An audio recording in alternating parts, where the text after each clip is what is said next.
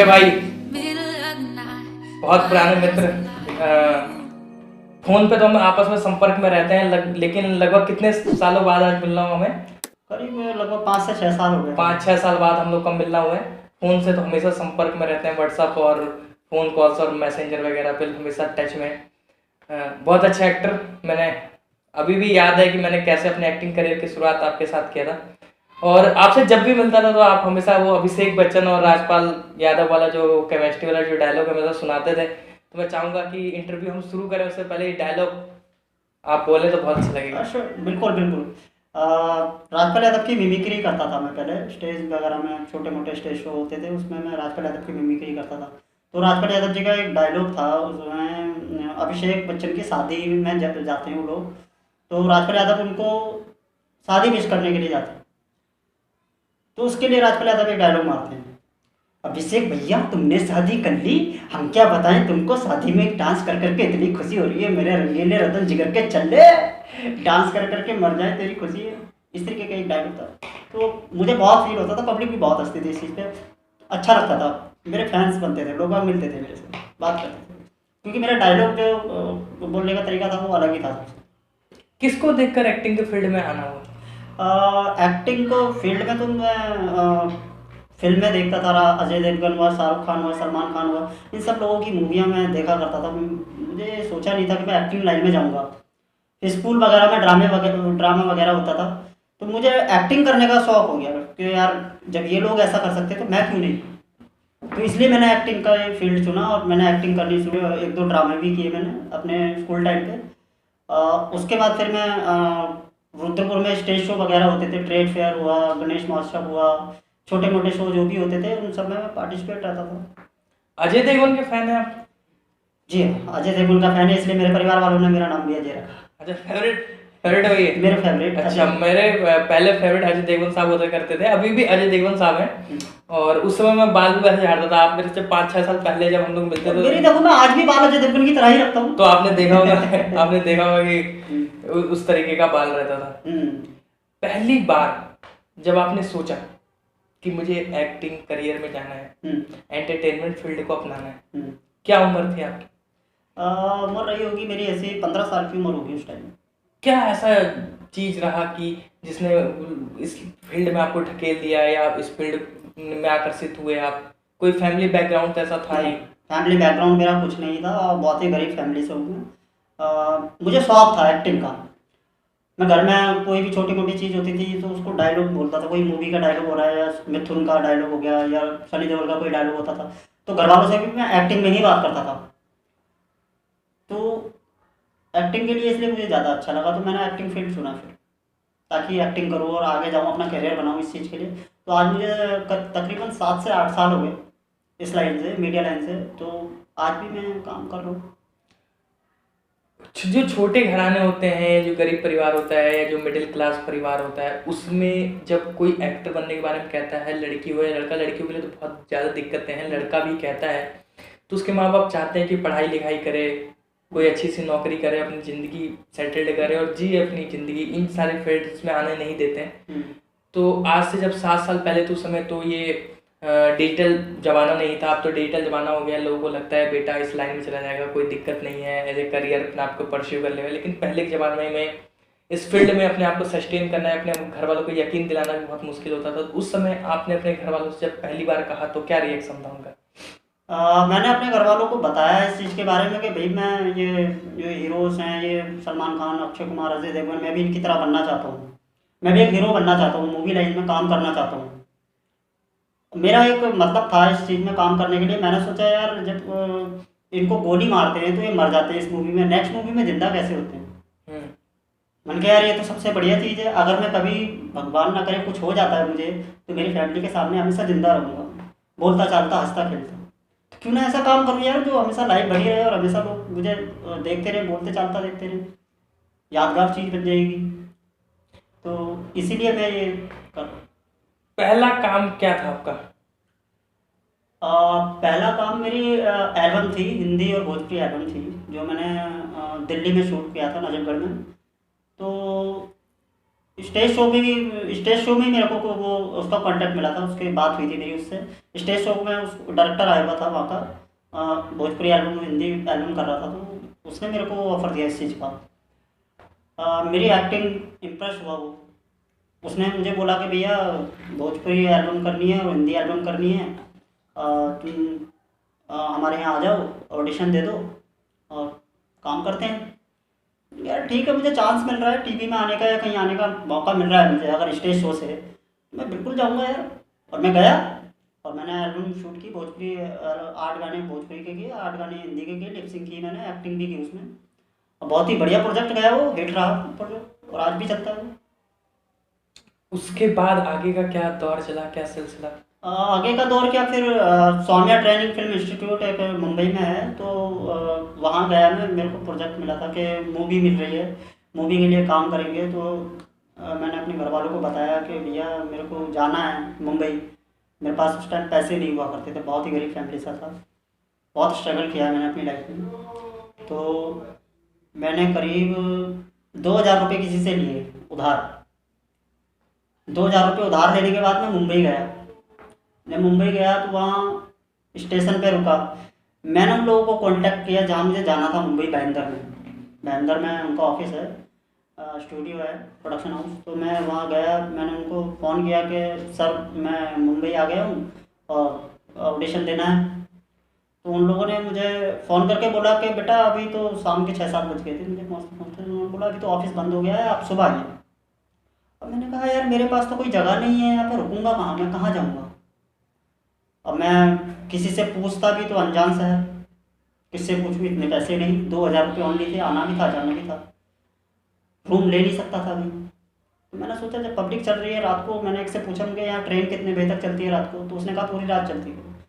तो मेरे अंदर से मुझे लगा कि यार क्यों ना स्टेशन पे ही रात बिता दूँ मैं, अपना करियर बनाना है तो मैं कुछ भी कर सकता हूँ। तो मैं स्टेशन पे वहीं पर अपने बैग से चादर वादर लेके गया था, चादर ओढ़ के, और वहीं स्टेशन पे सो गया। अब स्टेशन पे सो गया तो वहाँ पर कुछ स्मैकिए वगैरह थे मेरे साथ, मेरे पास आए, रात के करीब 2:30-3 का टाइम था। तो वो मेरे पास आए और मेरे से आकर टाइम पूछने लगे, भैया टाइम कितना होगा। मैंने तो पैसेंजर समझा उनको, मुझे नहीं पता था कि वो स्मैकी है।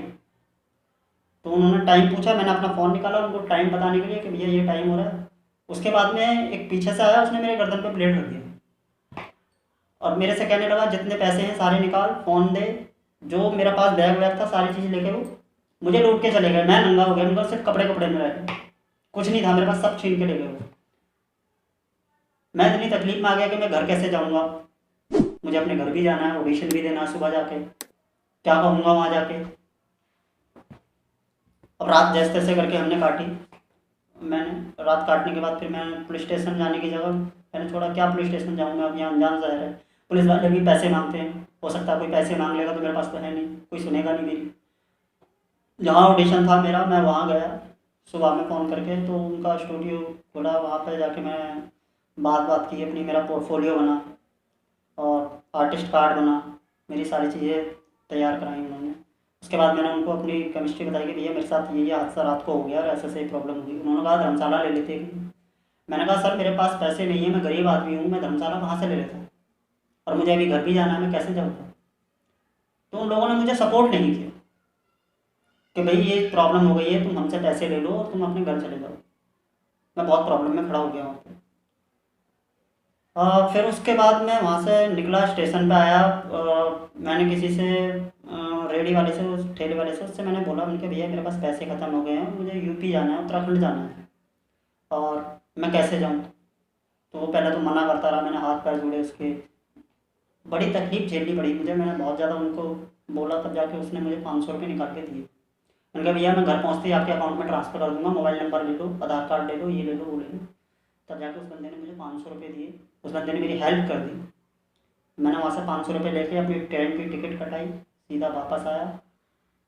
ऑडिशन सब हो गया मेरा सब। और जब घर आ गया, घर आने के 3 दिन बाद मैंने फ़ोन किया उनको कि मैंने कहा सर मेरा क्या हुआ, मैं ऑडिशन दे के आया था, आपने बोला 3 दिन बाद आपका रिजल्ट आ जाएगा। मैंने कहा मैं ऑडिशन दे के आया था आपके यहाँ पर और सारी चीज़ें क्लियर हो गई थी। उसके बाद उन्होंने फ़ोन करके बोला कि आपको 15,000 रुपये और देने पड़ेंगे। मैंने कहा सर मैं 1 रुपया नहीं दे सकता हूँ, मैं आपको नहीं दूंगा। उन्होंने बोला फिर काम भी नहीं कर सकते। तो मैंने कहा ठीक है सर, अगर मैं काम नहीं कर सकता तो मैं अपने बल पे काम करूँगा और कुछ बन के दिखाऊँगा, तब मैं आप लोगों को बताऊँ।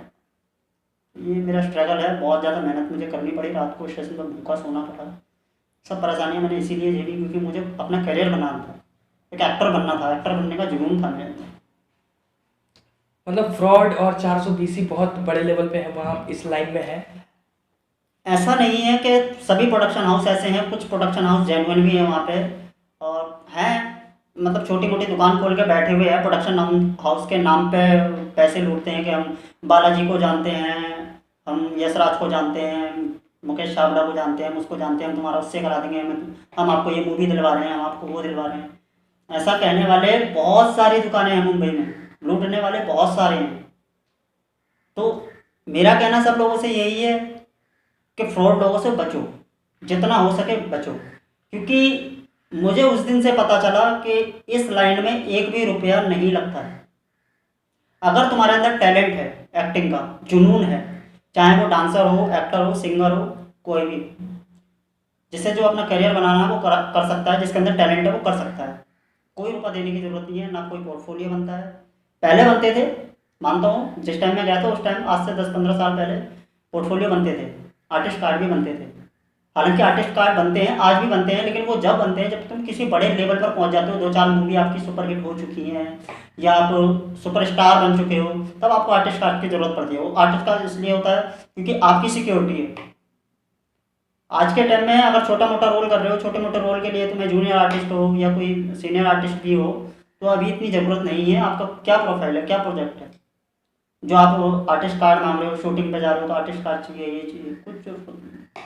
सिर्फ अपना टैलेंट और अपना लुक, ये बेस्ट है। अगर ये चीज़ है तुम्हारे अंदर, कास्टिंग डायरेक्टर हैं धनंजय पांडे हैं, बालाजी है, आईसी और मुकेश छाबड़ा जी हैं, जेन्युइन लोग हैं। आप इंटरनेट पर गूगल दिया है, आज के टाइम में सबके पास गूगल नेट है, फ़ोन है, एंड्रॉइड फ़ोन है सभी के पास। नेट पर सर्च मारो ना यार, जेन्युइन लोगों को देखो। मूवी आती है, कोई भी नई मूवी बनती है, उस मूवी में सबके नीचे नाम लिखे आते हैं, कास्टिंग डायरेक्टर, प्रोड्यूसर, डायरेक्टर। तो उन्हीं नामों को आप गूगल पर सर्च मारोगे तो रिजल्ट मिलेगा ना यार। फ्रॉड के पास जा ही क्यों रहे हो आप। मुंबई से आपकी वापसी हो गई आपके अपने शहर रुद्रपुर में, फिर कौन कौन से प्रोजेक्ट्स किए आपने उसके बाद? मैंने 2-3 प्रोजेक्ट किए, उसके बाद मूवी मिली मेरे को, शॉर्ट फिल्म भी मिली है और फ्यूचर फिल्म भी मिली। तो फ्यूचर फिल्म में मेरे पास मेरे साथ बड़े बड़े स्टार्स लोग हैं जो साथ में काम कर चुके हैं आज, जो राज कर रहे हैं बॉलीवुड में। राजपाल यादव, शक्ति कपूर, विजय राज, संजय मिश्रा, इन सब लोगों के साथ मैंने काम किया है और आज भी कर रहा हूँ। और प्रोजेक्ट है मेरे, डांस में मेरी लगी है समीर अली का, इनका सैयद अली का, इनकी मूवी में मैंने काम किया। और इश्कबाजे और गली गली में चोर है, ये सब 3-4 मूवी थी जिसके लिए मैंने काम किया उनके साथ। जो ये फिल्म मिलने का ये जो सिलसिला होता है, कैसे मिलती है ये फिल्म? फिल्म देखिए, ज़्यादा मुश्किल काम भी नहीं है और ज़्यादा आसान भी नहीं है फिल्म मिलना। फिल्म उसी को मिलती है जिसके पास टैलेंट होता है। ये नहीं कि पैसे वाले हैं तो फिल्म मिल जाएगी, या तुम्हारे पास कुछ अलग से है, कुछ भी है तो उसके बलबूते में मूवी नहीं मिलती है। मूवी मिलती है टैलेंट पे, टैलेंट और लुक पे। क्या मैटर करता है? लुक। अगर तुम्हारा करेक्टर किसी लुक में फिट होता है तो आपको मूवी मिलेगी मिलेगी। और फिल्म मिलने के लिए आपको ऑडिशन देना होता है, जो कि कास्टिंग डायरेक्टर आपको कास्ट करेगा। कास्टिंग डायरेक्टर कास्ट जब भी करेगा जब आपके पास कोई प्रोजेक्ट होगा, आपको पता चलेगा कि हाँ ये मूवी बनने वाली है, इस मूवी की कास्टिंग होनी है, अभी ये मूवी बनेगी।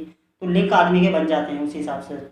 जैसे मेरे लिंक बने हैं अभी, मुकेश छाबड़ा जी से लिंक है मेरे, तो ऐसे ही लिंक बनाने पड़ते हैं। लिंक बन गए तो उसके बाद पता लगता रहता है कि यार उस प्रोडक्शन हाउस में उस मूवी का शूट है और उसकी कास्टिंग चल रही है, हमें पता चल जाता है, वहाँ ऑडिशन जाके दे दो अपना। अगर तुम्हारा करेक्टर तुम्हारा वहाँ लुक फिट हो जाता है तो आपको काम मिल जाएगा उस मूवी में, ऐसी कोई दिक्कत नहीं होती।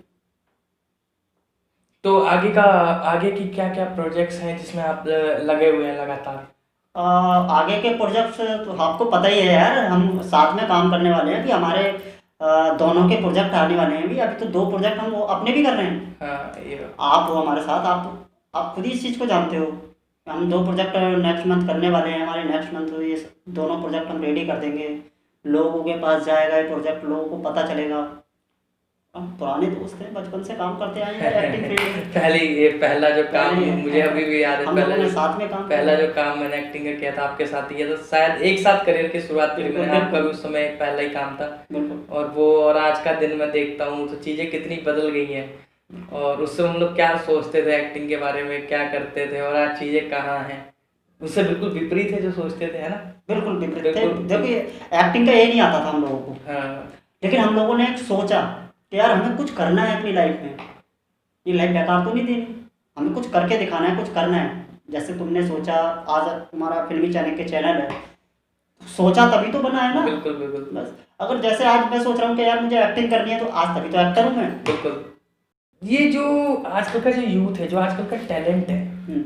इसके लिए आप क्या कहना चाहेंगे? क्या मौके हैं इन लोगों के लिए काम करने के? अगर इनको कोई काम नहीं देता है तो इनको ऐसा क्या करना चाहिए कि ये सारी चीज़ें इनके लिए बेनिफिशियल हो जाए, इनके तरीके से काम हो?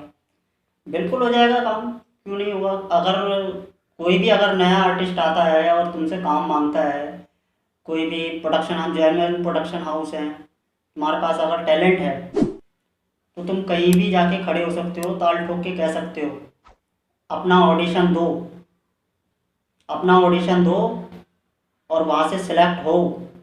सिलेक्ट नहीं भी होते हो तो कोशिश करते रहो, क्योंकि कोशिश करने वाले की कभी हार नहीं होती। दूसरी चीज़ ये है, मेरे को मानना है कि अब डिजिटल प्लेटफॉर्म्स आ गए हैं, अब यूट्यूब है, फेसबुक है, बहुत सारे प्लेटफॉर्म्स हैं। अगर आप खुद का अपना भी शूट कर करके डालते हो, अगर आपको सिर्फ अपनी एक्टिंग दिखानी है तो आप शूट करके डालते रहो, कोई फर्क नहीं पड़ता, लोगों तक वो चीज़ें पहुंचेगी। बिल्कुल और पहुंचेगी। कोई बहुत बड़ी बात नहीं कि आपके पास कैमरा हो, आप फ़ोन से भी शूट करके डाल सकते हैं। बिल्कुल कर सकते हो भाई, आज के टाइम में नेचुरली सारी चीज़ें चलती हैं। ये तो सब दिखावा है, पर्दे के पीछे जो हम लोग करते हैं वो सब दिखावा है। जो जेन्युइनली है, जो नेचुरल चीज़ है वो अलग ही है, उसमें मज़ा अलग ही आता है। तो इसके लिए तो कोई भी कर सकता है, जैसे नया आर्टिस्ट कोई भी आता है या काम करना चाहता है तो वो अपना टैलेंट दिखाए, अपने आप को आगे बढ़ाए, अपना काम करे, ऑडिशन देता रहे, एक न एक दिन तो भगवान सुनेगा ही उसकी। आपको और यूट्यूब वगैरह ये सब सोशल मीडिया है, ये सब बहुत एक्टिव है आज के टाइम में। और ज़्यादातर लोग फेसबुक, मैसेंजर, व्हाट्सअप और ये यूट्यूब वगैरह सबसे ज़्यादा देखते हैं। टीवी नॉर्मली कम कम देख रहे हैं आज अब के लोग टाइम कम में। हो गए हैं इस पे। लोग इस चीज़ में कम हो गए हैं, टीवी का रुझाव इतना कम हो गया है, बहुत ज़्यादा। अभी सोशल मीडिया बहुत ज़्यादा चल रहा है, तो सोशल मीडिया पे अगर तुम्हारे अंदर कोई टैलेंट है तो यूट्यूब पे बना के डालो, फेसबुक पे बना के डालो, या कोई भी सोशल साइट पे डाल सकते हो। और डालो, डालने के बाद अपना टैलेंट दिखाओ। अगर किसी प्रोड्यूसर डायरेक्टर को भाई तुम्हारी एक्टिंग पसंद आ गई तो तुम्हें ले लेगा यार, वो तुम्हारा तो बल्ले बल्ले निकल जाएगा, तुम्हारा चांस है। आजकल ये एक्टिंग स्कूल नाम का शब्द बड़ा प्रचलित है। हम्म। कोई भी व्यक्ति एक्टिंग स्कूल खोल लेता है, मैं इसके खिलाफ नहीं हूँ। मैं सिर्फ आपसे ये जानना चाहता हूँ कि क्या एक एक्टर के लिए एक्टिंग स्कूल जाना जरूरी है या नहीं? देखिए, एक्टिंग स्कूल जाना तो ज़रूरी है, ये तो मैं मानता हूँ, क्योंकि उससे तुम्हें कुछ सीखने को ही मिलता है। अगर किसी स्कूल में तुम पढ़ने के लिए जा रहे हो, तुम्हें पढ़ाई बहुत ज़्यादा ज़रूरी है, कलेक्टर बनने हो, इंस्पेक्टर बनने हो, कुछ भी बनोगे तो पढ़ाई तो ज़रूरी है ही। तो ऐसे ही एक्टिंग की भी पढ़ाई है यार, कैमरा फेस करना हुआ, या करेक्टर में कैसे घुसना है, तुम्हें कैसा लुक देना है, क्या करना है, आई से एक्सप्रेशन कैसे देने हैं, चेहरे के एक्सप्रेशन कैसे देने हैं, तो ये सब चीज़ों के लिए एक्टिंग स्कूल ज़रूरी है। चाहे वो छोटा हो बड़ा हो, गुरु गुरु होता है। तो मेरा मानना तो है NSD ज्वाइन करो, नेशनल ड्रामा स्कूल है दिल्ली में, मंडी हाउस पे है, मेट्रो स्टेशन के जस्ट पास ही है, कोई दूर नहीं है, मंडी हाउस में। तो आप उसे ज्वाइन करो, वहाँ से बहुत बड़ी सीख आपको मिलेगी। ऐसा कोई भी बॉलीवुड स्टार नहीं है जो वहाँ से टैलेंट सीख के नहीं निकला हो। मेरे हिसाब से तो ज़्यादातर वहीं से होके निकले हैं, NSD से।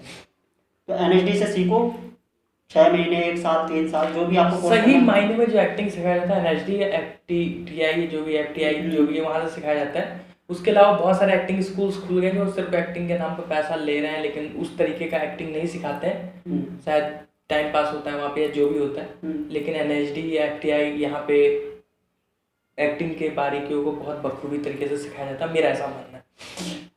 इतना कितने दिन हो गए आपको इस लाइन में काम करते हुए लगातार? मेरे को इस लाइन में करीब 7-8 साल हो गए। रेगुलर काम करते हो। 7 साल से लगातार इस लाइन में फील्ड में काम करने के लिए आप इतना मोटिवेटेड कैसे रहते हैं? कौन सी चीज़ है जो आपको इतना मोटिवेट करके रखी हुई है? देखिए मोटिवेटेड तो यही है कि भाई खुश रहता हूँ मैं इस चीज़ से, क्योंकि मेरा सपना था एक्टर बनना मेरा सपना था, तो इसलिए मैं मोटिवेट रहता हूँ कि भाई यार अगर मुझे कोई नया प्रोजेक्ट भी मिल जाता है ना किसी मूवी का, मैं बड़ा खुश हो जाता हूँ अंदर से, खुशी सी महसूस होती है, अरे यार मुझे मूवी मिल गई ये वाली, ये मुझे करनी है। इसलिए ये नहीं कि मैंने 2 4 5 मूवी पहले कर चुका हूँ, ये सीरियल कर चुका हूँ, ये जो भी कर चुका हूँ, उन चीज़ों को नहीं मैं मैटर करता इतना। मैं नया प्रोजेक्ट जो मिलता है ना उसके लिए बड़ा उत्साहित होता हूँ, बड़ा खुश होता हूँ, तो इसलिए एक्टिव रहता हूँ हमेशा। कभी भी अगर मेरे पास फ़ोन आता है शूट के लिए कि आपको इस मूवी के लिए शूट पे आना है, खुश हो जाता हूँ, मैं अपने तैयारी करता हूँ, फटाफट निकल लेता हूँ अपने शूट पे। तो इसलिए मैं अपने आप को मोटिवेट करके हमेशा रखता हूँ कि भाई कोई पता नहीं है शूटिंग का कब फ़ोन आ जाए, कब मुझे निकलना पड़े। कोई ऐप है आपने? कोई ऐप है? नहीं ऐप तो देखो अभी नहीं है। ऐप का क्या बताना है। नॉर्मली तो देखो आज के टाइम में कोई भी होगा जो नहीं करता होगा, थोड़ा बहुत तो ड्रिंक व्रिंक हर कोई करता है, बियर वियर तो ये सभी करते हैं, तो वही नॉर्मली ऐप है। वही सारे ऐप आप लेके घूम रहे हो। सिगरेट वगैरह स्मोकिंग थोड़ी बहुत करते हैं, ज़्यादा नॉर्मली, मतलब ये नहीं कि हद से ज़्यादा किसी भी चीज़ को लत लगा लो, ये ऐसा कुछ नहीं है। कभी कभार का होता है, वो भी मन कर जाता है, फ्रेंड्स मिल गए, यार दोस्त मिल गए, या कोई बोल रहा है या कोई है अपने आसपास का तो कर लेते हैं, एंजॉय करते हैं, पार्टी है वो एंजॉय कर रहे हैं, कोई दिक्कत नहीं है। अच्छे पति बन पाया? देखिए ये तो मैं अपनी नज़र में तो मैं ठीक ही हूँ, अच्छा पति हूँ। अ, बाकी तो मैटर हमारी वाइफ पे करता है, वो उनको पता है कि मैं अच्छा पति हूँ या नहीं, उनको मैं खुश रख पा रहा हूँ या नहीं। मैं तो अपनी तरीके से पूरा कर रहा हूँ, जो उनको चाहिए वो सब कुछ दे रहा हूँ, जो खुशियाँ उनको चाहिए वो सारी खुशियाँ मैं अपनी तरफ से दे रहा हूँ। तो मेरा मानना तो ये है कि मैं अपनी नज़र में ठीक हूँ तो दुनिया की नज़र में ठीक हूँ। अगर मैं अपनी नज़र में गिरा हुआ होता अरे गंदा होता तो फिर दुनिया की नज़रों में भी गिरा हुआ गंदा ही होऊंगा। बिल्कुल। जाहिर सी बात है, मैं अपने आप से ठीक हूँ, दुनिया चाहे कुछ भी करे मुझे उससे मतलब नहीं। हमारे इन दृष्टि में एक चीज़ बहुत प्रचलित है, 420। 420 का मतलब होता है फ्रॉडबाजी, कि पैसे दे के काम देने, कि पैसा दो और हम तुम्हें काम देंगे, हम ये प्रोजेक्ट कर रहे हैं, तुम पैसा दो हम तुम्हें काम देंगे। इस यहाँ से मेरे लिंकअप है, मैं कोऑर्डिनेटर हूँ, मैं कास्टिंग कोऑर्डिनेटर हूँ, मैं कास्टिंग डायरेक्टर हूँ, मैं डायरेक्टर हूँ, मेरे वहाँ से लिंक है, मेरे कास्टिंग, ऐसे बहुत सारे शब्द आपने सुने होंगे।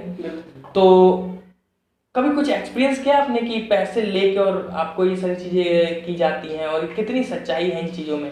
क्योंकि मैं जब इंटरव्यू करने जाता हूँ तो बहुत सारे लोगों से मिलता हूँ जहाँ ये बताया जाता है कि वो सारी चीज़ें उनके साथ हुई हैं, और बहुत सारे आर्टिस्टों से मिलता रहता हूँ मैं लगातार। तो कोई एक्सपीरियंस है आपका जहाँ आपके साथ ऐसा हुआ हो? हाँ दीपक जी है, ऐसा हुआ है मेरे साथ भी, क्योंकि मैं जब मुंबई गया था तो वहाँ मेरा पोर्टफोलियो बना था, 30,000 मैंने दिया था वहाँ पे। तो मुझे इतना नॉलेज नहीं थी उस टाइम इस लाइन में कि क्या क्या होता है कैसे होता है। उस टाइम तो मुझे बस एक्टर बनना था, जो आज के टाइम में लोग बाग कर रहे हैं तो वो मेरी तरह ही कर रहे हैं। तो मैं उन लोगों को कहना चाहता हूँ जो पैसा दे के कुछ बनना चाहते हैं वो गलत है। तो कोई पैसा किसी को ना दे, मैंने तो जो धोखा खाया खाया। मैं आगे के लोगों को बताना चाहता हूँ कोई भी कास्टिंग डायरेक्टर, कोई भी प्रोड्यूसर, कोई भी डायरेक्टर किसी से कोई रुपया नहीं लेता है, एक भी रुपया नहीं लगता है। सिर्फ रुपया अगर लगाना है तो तुम्हारा यहाँ से मुंबई जाने का किराया तुम्हें लगाना है, नॉर्मल जो तुम्हारा किराया बनेगा वो तुम्हें लगाना है यहाँ से। उसके बाद से जितने भी खर्चे होते हैं वो प्रोडक्शन हाउस करता है, रहना खाना जो भी तुम्हारा खर्चा है वो सारा प्रोडक्शन हाउस ये शूट के टाइम की बात कर रहे हैं आप? शूट के जब टाइम की शूट बात पे कर रहे आदमी हैं। जाएगा तब वो रहने का और वो सारी हाँ, चीज़ें, सारी चीज़ें उनको करके जो भी देते हैं, आउटडोर शूट होता है सारा वो देखते हैं। सारा वो देखते हैं। और जो लोग फ्रॉड कर रहे हैं आज के टाइम में कि 500 दे दो हम तुम्हें फिल्म में काम दे देंगे, तुम मुझे 1,000 रुपये दे दो हम तुम्हें काम दे देंगे, तुम 10,000 दे दो हम तुम्हें काम दे देंगे।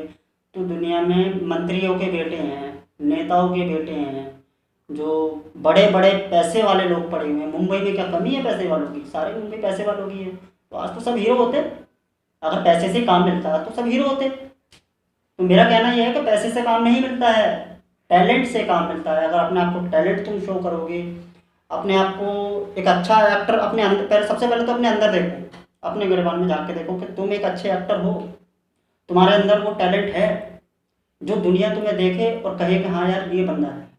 सपोज कीजिए कि अगर हमें एक बार पैसे देके काम मिल भी गया, अगली बार का क्या? अगर आप टैलेंटेड नहीं हैं, एक बार पैसे देके अगर आपने कोई प्रोजेक्ट कर लिया तो अगली बार का क्या? क्योंकि अगली बार तो आपका टैलेंट है नहीं आपके पास, हम्म।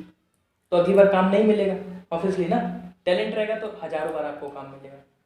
तो पैसे से तो, अगर पैसे से आपको काम मिल भी जाता है, मानता हूँ मैं कि आपको 500 रुपये दिए किसी के प्रोडक्शन हाउस में, उसमें इंटरव्यू चल रहे हैं, ऑडिशन चल रहा है, आपने 500 रुपये दिए, ऑडिशन कर दिया, और उसके बाद आपका सिलेक्शन हो जाता है कि भाई मेरा सिलेक्शन हो गया है और मूवी मेरे को मिल गई है 500 रुपये दे के, तो आपको काम तो मिल जाएगा, लेकिन नेक्स्ट टाइम आपको कोई भी काम नहीं देगा। वो क्यों? क्योंकि आपके अंदर टैलेंट तो है नहीं, आपने पैसे पे काम किया, टैलेंट से थोड़ी किया।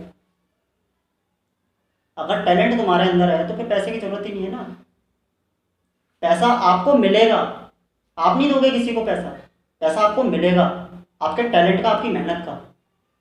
अगर आपके पास इतना ही पैसा है तो आप खर्च कीजिए अपने टैलेंट को इम्प्रोवाइज करने में, आप सीखने पे खर्च कीजिए, बिल्कुल बिल्कुल, वो ज़्यादा बेनिफिशियल रहेगा। वो ज़्यादा बेनिफिशियल रहेगा। अगर आपके पास पैसा है भी, मानता हूँ मैं पैसे हैं, तुम खर्च करना चाहते हो, कुछ बनना चाहते हो, तो मेरा मानना है नेशनल ड्रामा स्कूल है दिल्ली में, जो NSDFTIC है, सुनील शेट्टी का है, तो इन सब लोगों के पास जाओ, वहाँ पे आप कॉलेज को ज्वाइन करो, वहाँ कॉलेज में कुछ सीखो, क्या होता है कैसे होता है। पैसे किसी को मत दो, आप सिर्फ अपना खर्चा चलाओ और वहाँ सीखो, टैलेंट लो, जैसे कि स्कूल में पढ़ाई करते हैं वैसे ही उसकी पढ़ाई करो। अगर वहाँ से पढ़ाई करके आपका थिएटर करोगे आप वहाँ पे, फिर थिएटर आपको मिलेगा। थिएटर में अगर आपको कोई डायरेक्टर प्रोड्यूसर देख लेता है, या थिएटर में पब्लिक आपसे इम्प्रेस हो रही है किसी चीज़ को लेके, तो बहुत अच्छी बात है कि आपको काम मिल जाएगा। आपको फिर दुनिया में हर कोई जानना शुरू कर देगा। अगर आपके पास वैसे भी टैलेंट है, पैसे खर्च करने कुछ करने की आपको ज़रूरत नहीं है, आपके पास फ़ोन है, एंड्रॉयड फ़ोन है, आप एंड्रॉयड फ़ोन पे कैमरा है, आपके फ़ोन में, सभी के फ़ोनों में कैमरे होते हैं, आपको जब जैसे शूट करना है आपका कैमरा है सामने, आपके अंदर टैलेंट है, कैमरा लगाओ, टिकटॉक पे वीडियो बनाते हैं, वीवो पे वीडियो बनाते हैं, तो वैसे अपनी एक एक्टिंग टैलेंट की वीडियो बनाओ ना यार, बनाओ और अपने आप को दुनिया के सामने शो करो कि हाँ भाई मेरे अंदर ये टैलेंट है। और देखो, कहते हैं ना, जब दिखेगा तो बिकेगा, जब आपका शो टैलेंट दिखेगा तो दुनिया देखेगी, तो आपको लेगा लेगा हर कोई, तो आप मशहूर भी होगे, आप लोग, आपको लोग जानेंगे भी। आप कहीं भी चले जाइए, हिंदुस्तान के किसी भी कोने में जाएंगे तो आपको कोई भी अगर देख लेगा, आपको अगर आपकी वीडियो यूट्यूब पे देखी होगी किसी ने, तो आपको देख के यार मैंने इस बंदे को यूट्यूब पे देखा है, यार ये तो कुछ करता है, एक्टर है, तो ऐसा आपको फिर आपको अंदर से अच्छा फील हो, अरे यार इसने मुझे पहचान लिया यार, शायद मैं सही काम कर रहा हूँ। तो किसी के पास जाने की ज़रूरत नहीं है, मेरा कहना तो ये है, अपने फ़ोन से अपनी वीडियो बनाओ, यूट्यूब पे डालो, अपना चैनल बनाओ, जो भी करना है करो। और अगर जाना ही है तो सोशल मीडिया पे बड़े बड़े कास्टिंग डायरेक्टर हैं जो आज के टाइम में मूवियाँ रिलीज़ हो रही हैं, उन कास्टिंग डायरेक्टरों से मिलो, उनके नाम सभी के लिखे आते हैं हेडलाइन में, जब चलती है मूवी का नाम चलते हैं तो उसमें नाम देखो ना यार, उसको गूगल पे सर्च मारो, उनका कॉन्टैक्ट निकालो या मेल निकालो, उनको मेल करो, अपने पोर्टफोलियो नहीं, आपको जो सेंड करना है उनको अपनी मेल। 2 से 3 फोटो, 2 या 3 फोटो, ज़्यादा फोटो भी नहीं डालनी है उनको, नहीं तो वो लोग लाखों मेल आती हैं उनके पास दिन भर में, किस किस की मेल देखेंगे, इतना टाइम नहीं होता उनके पास। तो अपनी 2 से 3 फोटो, जनरली नॉर्मल फोटो डालो, ये नहीं कि अपनी एडिटिंग कर ली, उसमें मेकअप कर लिया या उसमें सजावट करके तुम फोटो डाल रहे हो, वो फोटो नहीं चलेगी आपकी। आप जैसे हो, जैसे दिखते हो, चाहे जैसे भी बैठे हो, उसी हालात में आप अपनी फ़ोटो उनको व्हाट्सअप करो या मेल करो, 2 या 3 फोटो करो और 1 मिनट का इंट्रोडक्शन वीडियो अपना बनाओ, अपने फ़ोन से बनाओ, चाहे कैमरा भी नहीं है, अपने फ़ोन से अपना इंट्रोडक्शन वीडियो बनाओ, हिंदी में हो हिंदी में और इंग्लिश में हो इंग्लिश में। तो भैया देखते रहो, सबके आते रहते हैं, किस में कास्टिंग चल रही है, किस में क्या हो रहा है, कौन सी मूवी होने वाली है, तो आपको पता चलता रहेगा, सब सोशल मीडिया पे सब आता रहता है, सभी कास्टिंग डायरेक्टर फेसबुक पे देखो, हमारी शानू शर्मा है यशराज फिल्म की, मुकेश छाबड़ा जी हैं, फेसबुक इंस्टाग्राम इन सब पे एक्टिव रहते हैं। जब भी कोई नया प्रोजेक्ट होता है, कोई नई मूवी होती है या कुछ भी काम होता है, तो ये लोग सोशल मीडिया पे डाल देते हैं कि भैया इस लुक का ये बंदा चाहिए, इस उम्र का ये बंदा चाहिए और ऐसे से ये चाहिए। तो यार उनको मेल वेल सब आती है वो, तो उसकी मेल लिंक होते हैं, मेल भेज दो उनको, अगर उनको आपको लगेगा, आपको देखेंगे वो लोग, अगर उनको पसंद आएगा, आपके करेक्टर में फिट हो रहे हो आप उनके, तो आपको फ़ोन करेंगे, आपको बुलाएंगे, सीधी सी बात है। मुंबई में या किसी भी फिल्म इंडस्ट्री में क्या ये चीज़ें लोग बहुत पूछते हैं कि मैं काला हूँ मुझे काम मिलेगा नहीं, मैं गोरा हूँ मुझे काम मिलेगा नहीं, मैं लंबा हूँ, मैं मोटा हूँ, मैं नाटा हूँ, बहुत सारे सवाल रहते हैं। हम्म। तो इस पे आपका क्या कहना है कि कैसे लोगों को वहाँ पे काम मिलता है?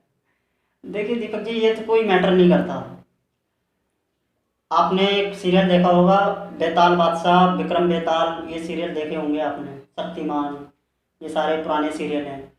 उसमें कोई भी हर तरीके का बंदा है उसमें, मोटा भी है, नाटा भी है, काला भी है, पीला भी है, सफ़ेद भी है, हर तरीके के बंदे उसमें हैं। अगर ऐसा कुछ होता तो उन लोगों को काम मिलता क्या? बिल्कुल बिल्कुल नहीं मिलता उनको काम। बिल्कुल सही बात। आप उसको जानते होंगे, जो छोटू दादा करके है, छोटू दादा आता है यूट्यूब पे, आज के टाइम में बहुत फेमस हो गया है। तो उसकी हाइट कितनी होगी?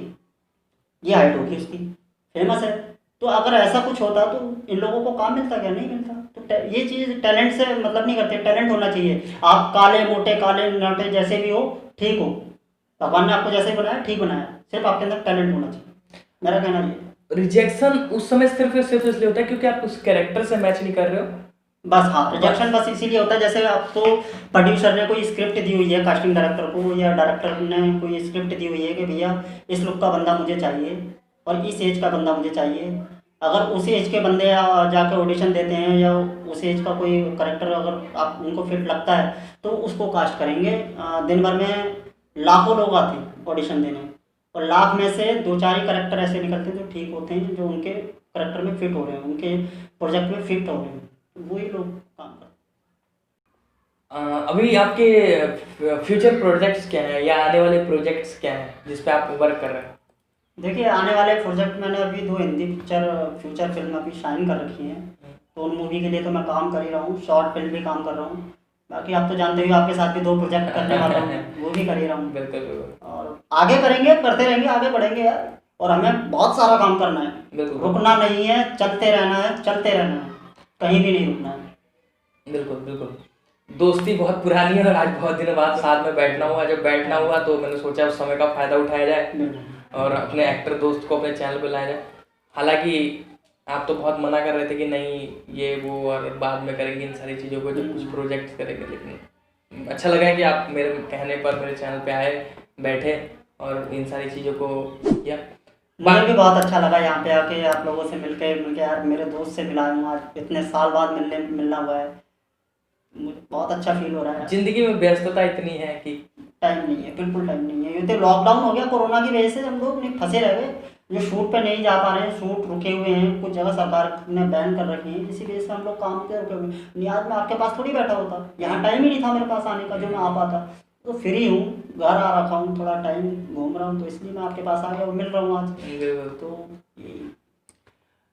फिल्में देखते हैं आप? देखते होंगे, जो फिल्में कर रहे हैं तो फिल्में जरूर देखते होंगे। बिल्कुल देखते हैं यार, अगर इसी से तो मेरा स्टार्टिंग की थी मैंने, फिल्में देख के तो मैंने सीखा कि यार मुझे कुछ करना है, जब ये कर सकते हैं तो मैं भी कर सकता हूँ।